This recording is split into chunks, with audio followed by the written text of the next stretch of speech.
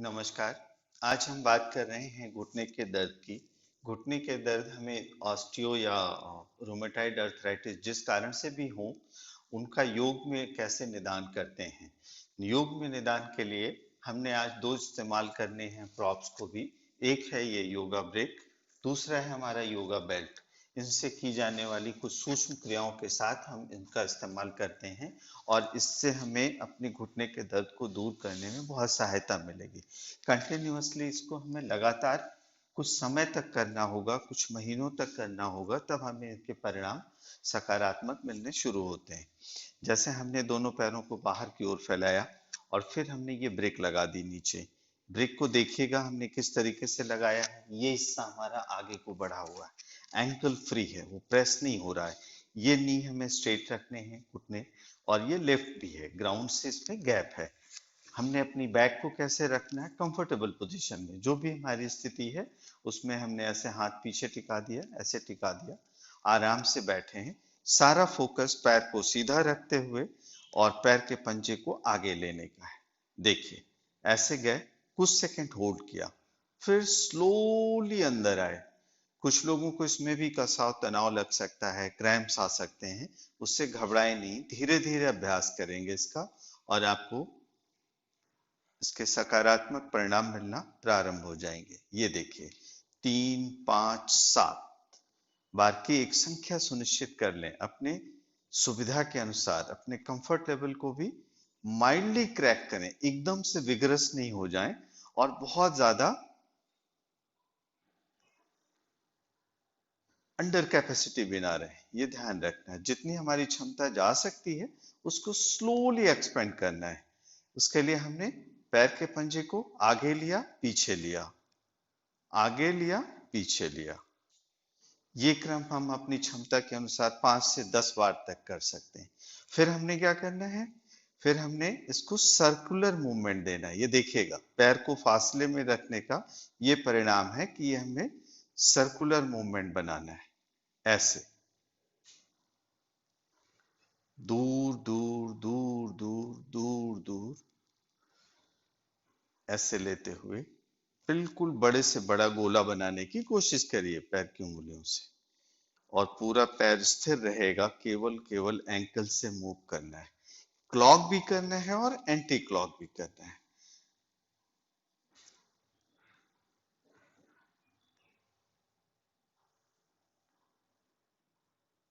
इस तरीके से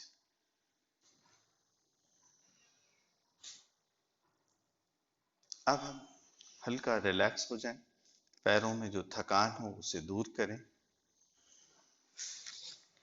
इस स्थिति में हम या तो ब्रेक को मिला दें या केवल एक ब्रेक पर आ जाएं। और अब हमने करना है, ये देखिएगा, इस बार हमने हील के नीचे रखी है ब्रेक।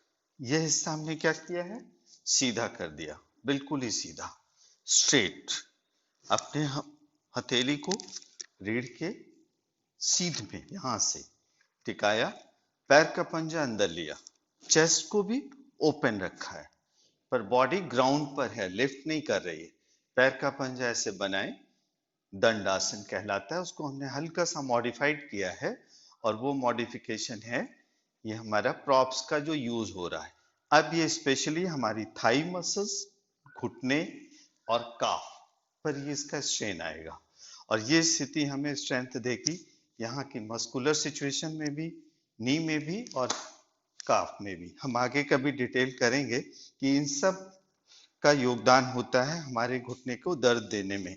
अगर इनमें वीकनेस आती है, थाइस में आती है, मसल्स में, काफ में आती है, तब भी घुटने वीक होते हैं। तो आप देखिएगा, एक होलिस्टिक अप्रोच बनती है घुटने के लिए। ये बनाया हमने और देर तक रखा इस स्थिति में खुद को, 3 से 5 बार तक। अर्थात हमारा प्रयास हो 10-10, 15-15 सेकंड से लेकर 30 सेकंड तक का स्लॉट बनाने की, कि इसको हम 30-30 सेकंड का 3 से 5 स्लॉट बना लें, फिर रिलैक्स हो जाएं इसी स्थिति में कुछ देर। इसके बाद अब हम करने जा रहे हैं लेट करके की जाने वाली क्रिया। ये भी हम तख्त पे कर सकते हैं, उसमें ऐसी कोई समस्या नहीं होगी। यहाँ पर ध्यान दीजिएगा, इस तरीके से आए, कोशिश करें इसको ऐसे बेल्ट को लगा लिया, जहां तक पैर आते हैं, ओवरडूइंग नहीं करें, कंफर्टेबली रहें, अपनी केयर करते हुए बराबर से ऐसे पकड़ लिया। ओके, ये एटलीस्ट 90 डिग्री तक तो आ जाए, उससे पहले भी आ जाता है, आगे भी आ जाता है तो कोई बात नहीं, अच्छा ही है।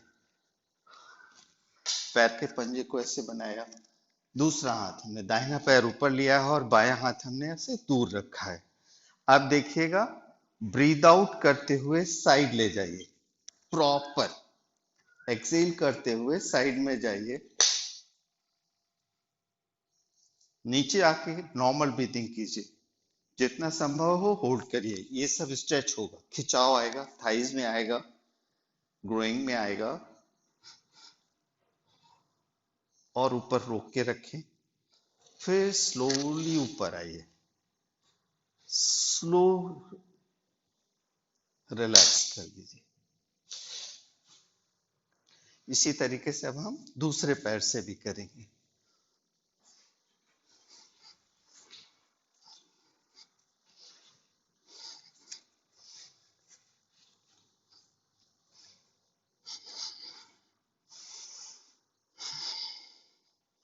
अगेन एक्सेल करते हुए हम नीचे जाएं,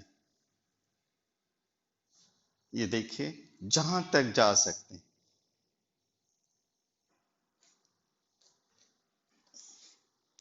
हल्का सा समय दें, रुकें और फिर धीरे से वापस लाएं नीचे तक। इसको भी हम 3-3 बार करेंगे।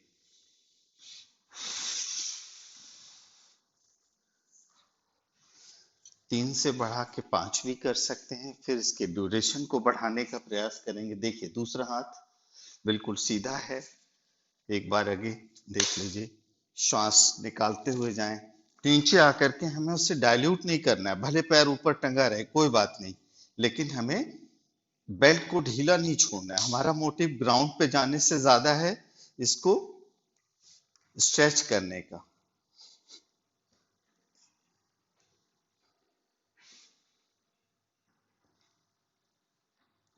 और ब्रीथ नॉर्मल रखिए, होल्ड करके रखिए, 10 सेकेंड, 15 सेकेंड, जो आपकी सुविधा बनती है, 5 सेकेंड जहां पर हैं। जैसे 5 सेकेंड होल्ड कर रहे हैं तो स्लोली बढ़ाएंगे आगे को, धीरे धीरे।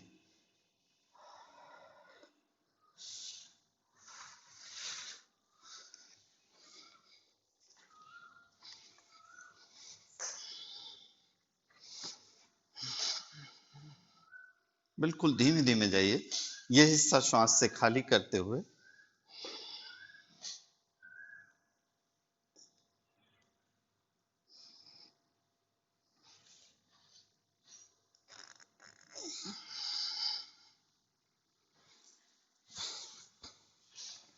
बस अब रिलैक्स हो जाएं। रिलैक्सेशन के लिए हम करेंगे, पूरे शरीर को ढीला छोड़ दिया, हाथ पैर रीढ़ गर्दन, और अपना ध्यान अपनी श्वास पर रखा, पर श्वास के साथ कोई क्रिया नहीं करें, केवल श्वास पर केंद्रित सहज अनुभूति में। रिलैक्सेशन का भी पार्ट जितना वर्किंग का है उतना ही रिलैक्सेशन का भी है। हमारे घुटने के दर्द को दूर करने में भी, तनाव मुक्त होने में भी, स्वयं को सहज और आनंद में लाने के लिए।